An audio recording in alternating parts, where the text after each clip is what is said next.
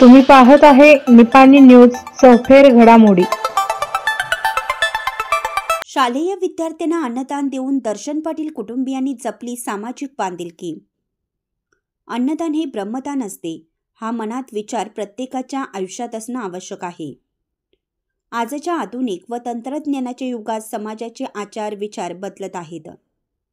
सध्याच्या युगात माणुसकी ही लोप पावत चालली असताना आपल्या वडिलांनी दिलेली शिकवण नेहमीच लक्षात ठेवून आपण ज्या समाजात जन्म घेतो त्या समाजाचे ऋण फेडावे या प्रामाणिक हेतूने येथील दर्शन बाळगोंडा पाटील कुटुंबियांनी वडील कैलासवासी बाळगोंडा आदगोंडा पाटील यांच्या वाढदिनी त्यांची आठवण म्हणून कोतळी कोपनवाडी येथील श्री श्री देशभूषण गुरुकुल येथे शिकणाऱ्या गरीब मुलांना 1 दिवसाचे अन्नदान करून सामाजिक बांधिलकी जपली आहे।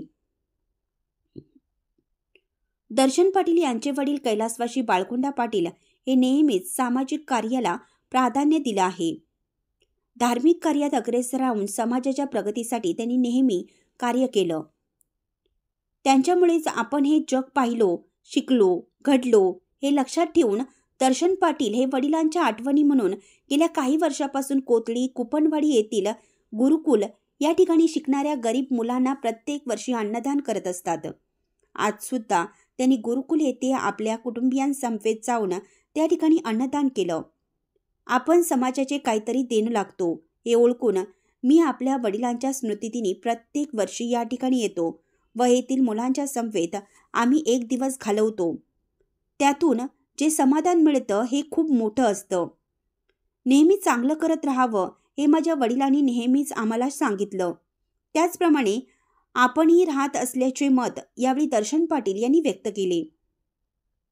या प्रसंगी श्रीमती प्रभावती पाटील, सौ प्राजक्ता पाटील, रुपाली पाटील, अभय जोके, सौ त्रिशला जोके, अभिनव जोके, प्रयाग पाटील, विधी पाटील, अविनाश हावले, सविता हावले, श्री देशभूषण गुरुकुलचे सुनील पाटील, S.A. वाली व कुटुंबीय उपस्थित होते।